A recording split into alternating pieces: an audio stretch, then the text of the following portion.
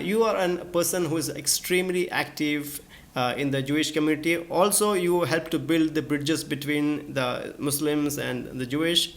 Often in your timeline, your Twitter and other social media posts, you put a lot of emphasis on spirituality, and the the thrust of spirituality, I think, is to point inwardly, to put ourselves in the confession in the box, not blame the other. Significance of spirituality can never be overemphasized. In fact, without spirituality, we all know that religion does not exist. Do you feel that there have been deliberate attempts to hijack religion away from the spirituality?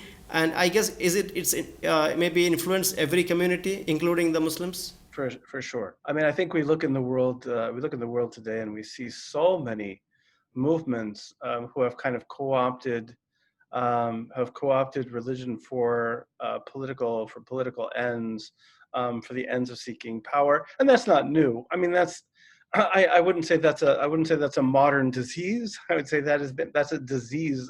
That's a kind of one of the unfortunate corollaries of religion.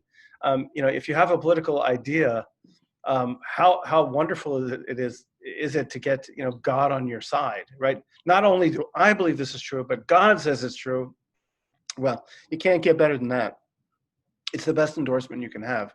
So certainly that's true in the world today. And that outward looking, as you say, I mean, increasingly, we see people, who think that religion consists of pointing the finger at someone else, and that righteousness is kind of pointing out the faults of others. And to be honest with you, I feel like, and my experience is that when I do that, what I'm really doing is I'm projecting my faults onto others. Really, what I'm doing is when I'm pointing at other people. Usually, what I'm doing is I'm pointing to things which I'm trying to ignore in myself. And I think that if people spend more time in introspection, and I think that all political action should begin with introspection. If every political leader spent a little bit of time, right, with their own souls, I think they would come out with much different results, but they don't. And so, if we're going to create a politics, an ethical politics, going to have to begin with some kind of spiritual accounting. To really kind of look at yourself deeply, and to know what your prejudices are, to know what your weaknesses are, to know what your strengths are, right? All those things are not just good spirituality; they're also good psychology, and so I think we do see this kind of centrifugal force in the world today that kind of pulls us outward.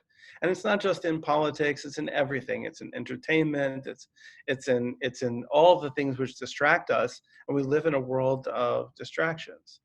And so what I try to emphasize, at least in a kind of a spiritual perspective, is to at least take a break from those things, right? From all the things that draw us outside, to take some time to be inside, and let that be the place where our action proceeds from. Because that's our best place. That's the place where we are at our best. And if we can discover that, then we use that as the basis of action. So you are suggesting, I think, a marriage of spirituality with all our domains of life, including politics, entertainment, education. Is that so? Are you proposing spirituality being intertwined in our daily life?